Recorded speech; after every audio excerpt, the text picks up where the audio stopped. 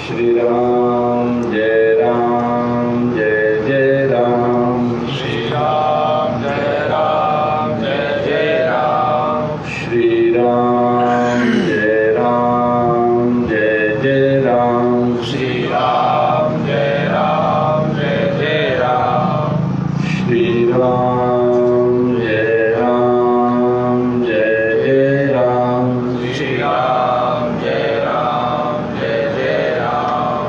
श्री राम जय राम जय जय राम। श्री राम जय राम जय जय राम। श्री राम जय राम जय जय राम। श्री राम जय राम जय जय राम। श्री राम जय राम जय जय राम। श्री राम जय राम जय जय राम। धर्म की जय हो, धर्म की जय हो। अधर्म का नाश हो, अधर्म का नाश हो। प्राणियों में सद्भावना हो, प्राणियों में सद्भावना हो। विश्व का कल्याण हो, विश्व का कल्याण हो। गो माता की जय हो, गो माता की जय हो। हर हर महादेव। गहला राम जी महाराज की। हे मेरे नाथ, हे मेरे नाथ, आप अपनी आप अपनी सुधामयी सुधामयी सर्व समर्थ सर्व समर्थ पतित पावनी पतित पावनी अहेतु की कृपा से अहेतु की कृपा से दुखी प्राणियों के हृदय में दुखी प्राणियों के हृदय में त्याग का बल त्याग का बल एवं सुखी प्राणियों के हृदय में सुखी प्राणियों के हृदय में गो सेवा का बल गौ सेवा का बल प्रदान करें, प्रदान करें, जिससे वे सुख दुख के बंधन से मुक्त हो आपके पवित्र प्रेम का आस्वादन कर कृत्य हो जाएं। जय गो माता जय गोपाल भक्त वत्सल प्रभु दीन दयाल। जय गो माता जय गोपाल भक्त वत्सल प्रभु दीन दयाल। जय गो माता जय गोपाल भक्त वत्सल प्रभु दीन दयाल। जय गो माता जय गोपाल भक्त वत्सल प्रभु दीन दयाल। प्रिय गो माता प्रिय गोपाल भक्त वत्सल प्रभु दीन दयाल। प्रिय गो माता प्रिय गोपाल भक्त वत्सल प्रभु दीन दयाल। जय गो माता जय गोपाल जय गो माता जय गोपाल। जय गो माता जय गोपाल जय गो माता जय गोपाल। गोपाल कृष्ण भगवान की आदि शक्ति श्री सुरभि गो माता की। सद्गुरुदेव भगवान की। सत्य सनातन धर्म की। श्री गहला राम गौशाला गुलर की। जय जय श्री राम जय जय श्री श्याम हर हर महादेव। सर्वेश्वर सच्चिदानंद घन भगवान भगवान श्री गोपाल कृष्ण अंतर्यामी रूप से सभी के हृदय में विराजमान हैं, उनका पावन स्मरण करते हैं। उन्हीं की आराध्या, उपास्या, सेव्या, पूज्या वेद लक्षणा गौ माता तथा उसके अखिल गोवंश की वंदना करते हैं। इस गो तीर्थ भूमि की वंदना करते हैं। आज गो महिमा सत्संग सभा गुलर में विराजमान पूज्य महंत श्री दिनेश गिरि जी महाराज, पूज्य श्री त्यागी जी महाराज और अन्य सभी संतगण तथा उपस्थित गौ सेवा भावी धर्मात्मा सज्जनों, माताओं, बंधुओं सभी को सादर सप्रेम हरि स्मरण। जय गौ माता, जय गोपाल। सज्जनों, वर्तमान काल में सर्वाधिक पुण्यप्रद जो महायज्ञ है वो आपके गांव में हो रहा है। वैसे तो हर युग में गौ माता सबके लिए सर्वकाल में सर्व देश में पूज्य रही है, पर इस समय 20वीं शताब्दी और 21वीं शताब्दी के प्रारंभ में गौ माता को हम लोगों की सेवा की अधिक आवश्यकता है। पहले तो हमारे को गौ माता की आवश्यकता थी, सारी कृषि, परिवहन, सिंचाई सब उन्हीं पर निर्भर था। पिछले 4, 5, 6 दशकों से परिवहन, सिंचाई और खेती के अन्य यांत्रिक साधन प्राप्त हो गए, इसलिए बैल की आवश्यकता समाप्त हो गई और उसके साथ ही जो गौ माता हजारों वर्षों से परिवार की मुखिया के रूप में थी वो उपेक्षित हो गई, तिरस्कृत हो गई और वो निराश्रित हो गई। आज से 40-50 वर्ष पहले बछड़ा या बछड़ी कोई निराश्रित नहीं मिलते थे। कोई बुढ़े बैल और बुढ़ी गाय को भी सुना नहीं छोड़ते थे। बछड़ा बछड़ी की तो बात है क्या, बछड़ा तो आता तो लोग खुश होते या कहते ये तो टोगड़ेरी माँ है। बैल का बहुत उपयोग था। आज बैल का उपयोग न होने से वो सड़कों पर है। आधा गोवंश एकदम उपेक्षित हो गया, उसको रहने को नहीं, उनको भोजन को नहीं। ऐसे जो केवल बैल देने वाली मादा गौएं थी वह भी अनुपयोगी हो गई। यद्यपि हम लोग नागौर के क्षेत्र में है या सीमा पर है, नागौरी बैल हमारे पूरे राजस्थान में नहीं संपूर्ण भारत में कृषि के लिए, परिवहन के लिए बहुत ही तेज और श्रेष्ठ बैल माने जाते थे। इसलिए नागौरी बैलों को जन्म देने वाली नागौरी नस्ल की गायों का भी खूब सम्मान होता था। अब जब बैलों का उपयोग नहीं रहा तो वो दूध तो कम देती है। नागौरी गाय बैल ही अच्छा देती है, दूध की मात्रा कम है। इस धरती पे हमारे देश में 2 प्रकार की गाय हैं, 3 प्रकार की हैं। एक तो दूध बढ़िया देती है पर बैल अच्छा नहीं देती है। एक बैल अच्छा देती है पर दूध कम देती है। एक दूध भी ठीक देती है और बैल भी ठीक देती है। ऐसे 3 प्रकार की नस्लें हैं। उदाहरण की दृष्टि से गीर है, राठी और साहिवाल, ये दूध तो अच्छा देती है पर बैल इनके अच्छे नहीं होते हैं। नागौरी और ये शेखावटी की जो गाय है ये बैल अच्छा देती है। साउथ में हिलेरी नस्ल है और अंगोल नस्ल है, ये बैल तो बहुत अच्छा देती है पर इनका दूध नहीं है। कांकरेज, धार पारकर, ये ऐसी नस्लें हैं जो दूध भी अच्छा देती हैं और बैल भी अच्छा देती है। इस तरह 3 प्रकार की नस्लें यहाँ की नस्ल है, वो बैल प्रधान है।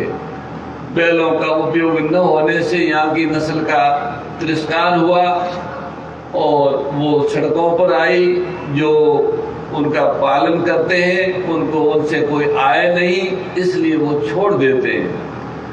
इस तरह से ये गोवंश निराश्रित हो गया। इनके आश्रय और आहार की आवश्यकता उपस्थित हुई। पहले ऐसा नहीं था, अब है। अब गौ को हमारी जरूरत है। हमारे ऊपर अनेक पीढ़ियों से गौ माता का ऋण है।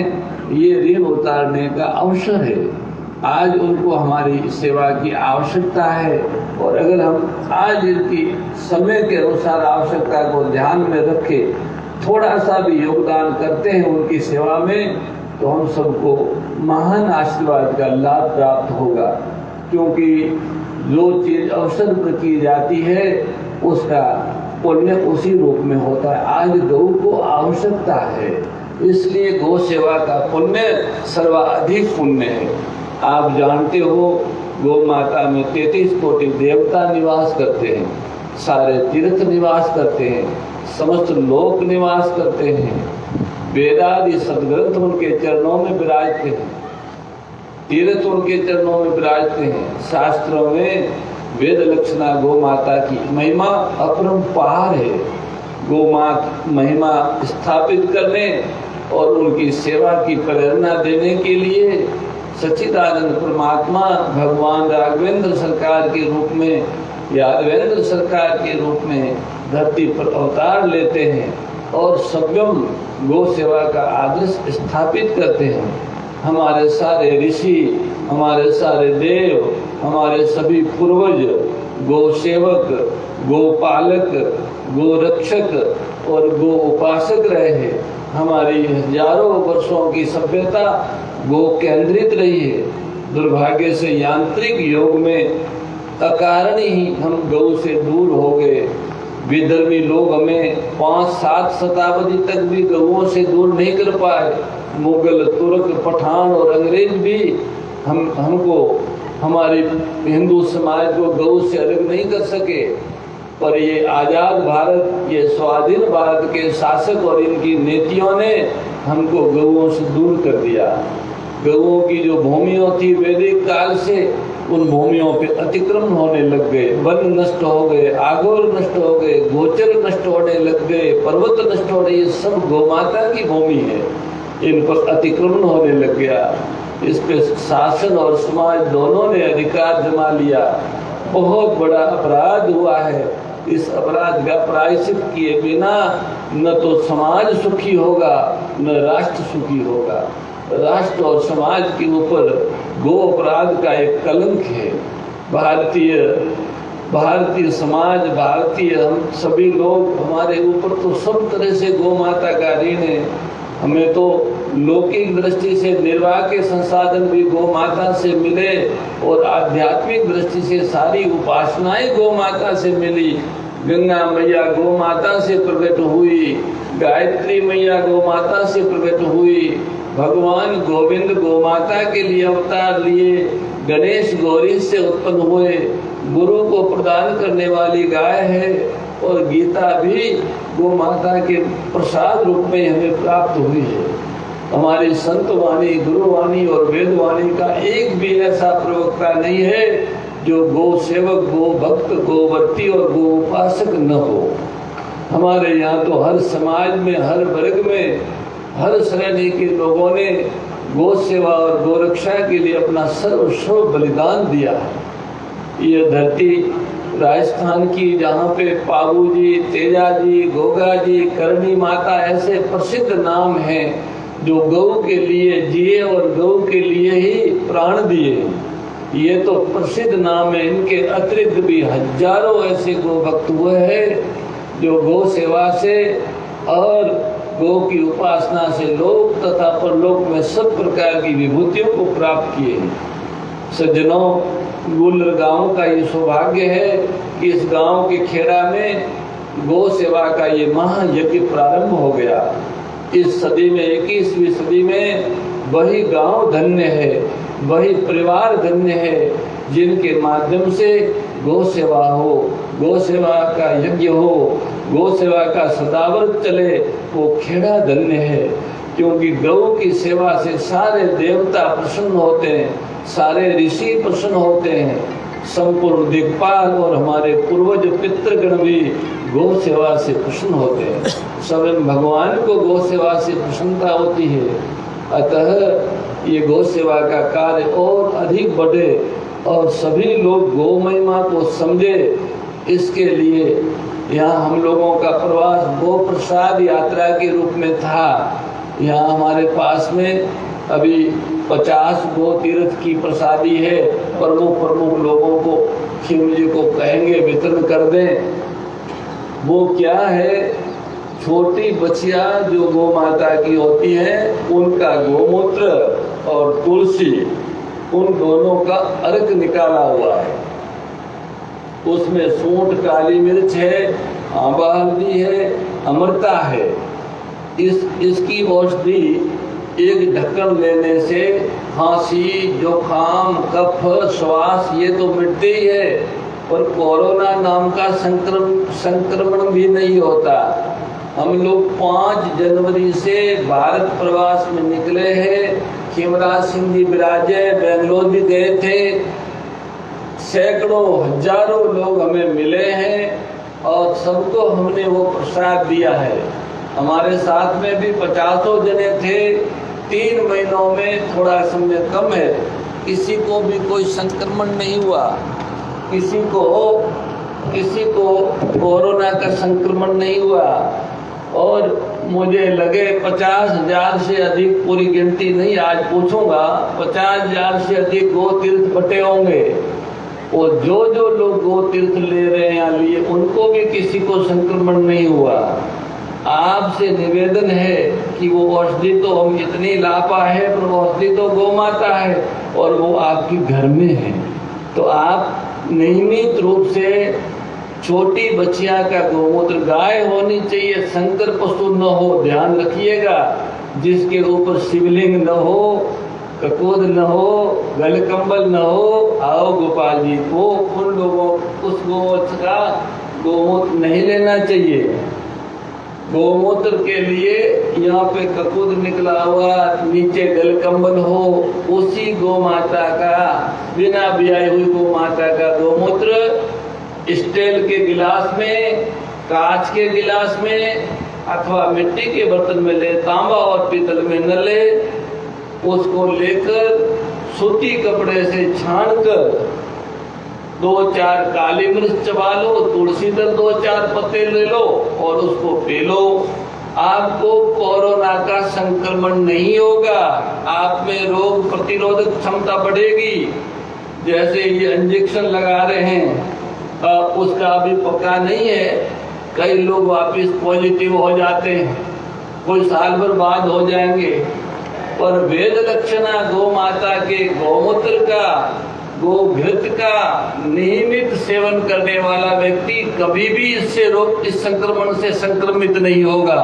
हम पिछले 10 महीनों से 11 महीनों से लगातार देख रहे हैं, एक भी व्यक्ति मुंबई के उस भयंकर इलाके में जहां हजारों लोग संक्रमित हुए हैं, वहां भी बहुत सारे गोभक्त रहते हैं, उनको किसी को संक्रमण नहीं हुआ, जो नियमित पंचगव्य लेते हैं। तो आइए, गौ माता इस तरह के अनेक संक्रमण रोगों से हम सबको बचाती है, शारीरिक रोगों से, मानसिक रोगों से, बौद्धिक रोगों से गाय बचाती है। आत्मा के उद्धार में भी गौ की प्रधान भूमिका है। आप सभी यहाँ सैकड़ों की संख्या में उपस्थित हुए। यद्यपि ये प्रवास तो वैसा ही था, हमारे गोवत्स श्री कैलाश जी का आग्रह था कि आप उधर से निकलेंगे तो गुलर होके निकलेंगे। हमने कहा ठीक है, गुलर होके निकलेंगे। पहले तो एक बार यात्रा स्थगित हो गई थी, दूसरी बार हुई। आज 1-2 मार्ग थे, एक मार्ग 50 किलोमीटर लंबा था, जहाँ 1 घंटा अधिक लगना था, एक में 1 घंटा कम लगना था, पर वो मार्ग संकड़ा था। हमारे फौजी साहब तो नाराज ही हो गए, बोले छोटे मार्ग से ले आए, पर टाइम से पहुंच गए। अभी जोधपुर भी जाना है, कोई दिक्कत नहीं आई। आप सब लोग बहुत देर से विराजे हो, आपने बहुत प्रतीक्षा की, हमें विलम्ब हो गया, उसके लिए आप सबसे हम क्षमा चाहेंगे कि आपका बहुत समय लिया। बस ये आपके समय की और हमारे यहाँ आगमन की सार्थकता इसी में है कि आप गौ महिमा को समझने के लिए स्वयं गोवर्ती बने। गोवर्ती बनोगे तो कोई संक्रमण नहीं होगा, कोई कई प्रकार के रोग अपने आप मिट जाएंगे, शरीर स्वस्थ, मन में स्फूर्ति, बुद्धि में जागृति, ये सब चीजें अपने आप आएगी। गोवर्ती बनने का स्वरूप यह है कि अपने घर में माताएं विराजी है, घर में सायंकाल गाय के घी से दीपक करो, सुबह गाय के घी से धूप करो गोबर के कंडा पर, और भोजन में परिवार को दूध, दही अथवा घी अवश्य दो प्रयास पूर्वक। और ये भी प्रयत्न करो कि जो गेहूं, बाजरी, दाल आदि आप काम में लेते हो वो गोबर गोमूत्र की खाद से सिंचित धरती में से उत्पन्न हुआ हो, वो आपको आरोग्य देगा, आपकी रोग प्रतिरोधक क्षमता बढ़ाएगा, आपका अंतःकरण शुद्ध होगा। मनुष्य जन्म मूल में तो भगवान की प्राप्ति के लिए मिला है, भगवान के प्रेम की प्राप्ति के लिए ही मानव शरीर मिला है, और भगवत प्रेम की प्राप्ति, तत्व ज्ञान, मुक्ति आदि के लिए अंतःकरण शुद्ध होना आवश्यक है। अंतःकरण शुद्ध तब होता है जब सत्व शुद्ध हो, और सत्व शुद्ध तब होता है जब आहार शुद्ध हो। आहार शुद्ध से सत्व की शुद्धि, सत्व की शुद्धि से स्मृति दृढ़ होती है। तो आहार शुद्धि का स्रोत इस धरती पर वेद लक्षणा गौमाता है। गाय के गोबर गोमूत्र से सिंचित धरती का अन्न, फल, सब्जियां शुद्ध है, सात्विक है, और गाय के दूध से निर्मित दुग्धान शुद्ध और सात्विक है। इनका आहार लेने से शरीर तो निरोग रहता ही है, हृदय भी निर्मल और पवित्र बनता है, बुद्धि भी सात्विक होती है। अतः मानव जीवन को सार्थक करना हो तो सात्विक आहार के लिए गौ माता का आश्रय लेना होगा। और मान लो भगवान की प्राप्ति नहीं करनी है तो भी शरीर तो निरोग चाहिए। और इस तरह के संक्रमण से देख लो आप, दुनिया की सारी चिकित्सा फेल होगी। छोटा सा विषाणु, लोगों को अभिमान था कि हमारे पास बड़े बड़े परमाणु बम और दुनिया भर की बड़ी बड़ी सूक्ष्म जांच वाली हॉस्पिटलें और दवाइयां है, पर इस संक्रमण ने सबको शीशा में अपना मुख दिखा दिया कि भैया मनुष्य के पास कोई सामान नहीं है, ये गौ माता है, ये आपकी सबसे रक्षा कर सकती है। जब आपकी रक्षा राजा भी न कर सके, देवता भी न कर सके, आपने देखा देवालय बंद हो गए थे, मंदिर बंद थे, सरकारें कहती थी हमारे पास कुछ नहीं है, घर में रहो, बाहर निकलोगे तो रोगी होके मर जाओगे, पीढ़ियां तबाह हो जाएगी, ऐसा भाषण सुनने को मिल रहा था। पर भैयाओ उस समय भी गौ माता खोली थी और उनका आश्रय सबके लिए था। शास्त्रों में आता है कि जब धरती पे कोई शरण देने वाला न हो तब गौ माता की शरण ले लो। गाय शरण देती हैं और अभय देती हैं। रोगाणुओं और विषाणुओं से गौ माता रक्षा करती है। भारी से भारी रोगाणु और विषाणु गौ माता की कृपा से समाप्त हो जाते हैं। ऐसा कोई रोग नहीं है जो पंचगव्य से न मिटे, ऐसा कोई विष नहीं है जो पंचगव्य से समन न हो। जितने भी विषाणु और रोगाणु है उन सबको समन और समाप्त करने का सामर्थ्य वेद लक्षणा गौ माता के पंचगव्य में दूध, दही, घी, गोमय और गोमूत्र में है। इन पांचों से विभिन्न प्रकार की औषधियां बनती हैं। औषधि न भी बनाओ तो भी घी के रूप में और गोबर गोमूत्र की खाद से सिंचित धरती से अनाज के रूप में, दूध के रूप में, दही के रूप में, छाछ के रूप में, मक्खन के रूप में और गोमूत्र के रूप में, गाय की, ये इन सभी पदार्थों के रूप में हमें आरोग्य मिलता है और अंतकरण की शुद्धि का रसायन प्राप्त होता है। गऊओं के बीच में श्रद्धापूर्वक रहने से भी अंतकरण शुद्ध होते हैं। टीबी आदि के रोग तो गौशाला में सोने से मिट जाते हैं। 180 दिन गाय के गोश्त में कोई रात्रि विश्राम करे तो उसके टीबी का रोग बहुत समाप्त हो जाता है। करके देखो, ये सब गौ माता में है। और आशीर्वाद की तो वो अधिष्ठात्री है, आरोग्य देती है पर आशीर्वाद भी देती है। मारवाड़ के सेठों को इनका अच्छा अनुभव है। खीम सिंह जी कहने को जागीरदार है पर ये भी सेठ है, अभी तो सेठ ही है। तो मारवाड़ के सेठों को पता है कि शरीर और समृद्धि जिस आशीर्वाद से बढ़ती है उसका स्रोत गऊ है। मारवाड़ी राजस्थान से कहीं भी गए, वहां भी उन्होंने गौशालाएं बनाई, अपने व्यापार का एक हिस्सा गऊओं के लिए निकाला, इसलिए वो सफल हुए। गौ माता के आशीर्वाद से वहां की धरती ने भी उनको साथ दिया और जो बाधाएं होती हैं, विघ्न होता, वो कोई उनके सामने नहीं आया। सभी मारवाड़ी जिस किसी प्रदेश में है वो अपने शरीर और समृद्धि को बढ़ाने में सफल हुए। उसके पीछे भी गौ माता का आशीर्वाद है। वो गऊ के लिए ग्रास निकालते हैं। भारत में सर्वाधिक गौ सेवा करने वाला मारवाड़ी समाज है। हमने तो पूरे देश में घूम के देखा, पर ये व्यापारी ज्यादा कर रहे हैं, उनका व्यापार बढ़ रहा है। तो जो भी करेगा, किसान करेगा तो किसान की कृषि बढ़ेगी, कोई पंडित करेगा तो उसका ज्ञान बढ़ेगा, संत करेगा तो उसकी भक्ति बढ़ेगी। गौ सेवा से तो सबको लाभ है। ऐसी कोई चीज नहीं है जो गौ माता की कृपा से गौ भक्त को प्राप्त न हो। धर्म, अर्थ, काम और मोक्ष, ये चारों पुरुषार्थों की सिद्धि और पांचवा पदार्थ जो भगवत प्रेम है वह भी गौ कृपा से प्राप्त होता है। तो आपसे ये एक निवेदन है कि ये जो गौ सेवा हो रही है सुंदर है, इसको तो गति देनी है, पर घर घर में गौ पालन हो और सबके घर में भोजन में, उपासना में और औषधि में पंचगव्यों का विधि पूर्वक प्रयोग हो, जिससे सभी स्वस्थ रहे, सभी का हृदय पवित्र रहे, सभी की बुद्धि सात्विक हो। परिणाम स्वरूप वे शरीर से सेवा, हृदय से प्रभु का स्मरण और बुद्धि से मोह आदि का त्याग करके मानव जीवन को सफल करे। इसी सद्भावना के साथ यहाँ आप सब पधारे विराजे। आप सबको बहुत बहुत साधुवाद, पूज्य संतों को, आप सबको सादर सप्रेम हरि स्मरण। जय गौ माता, जय गोपाल, नारायण नारायण नारायण नारायण।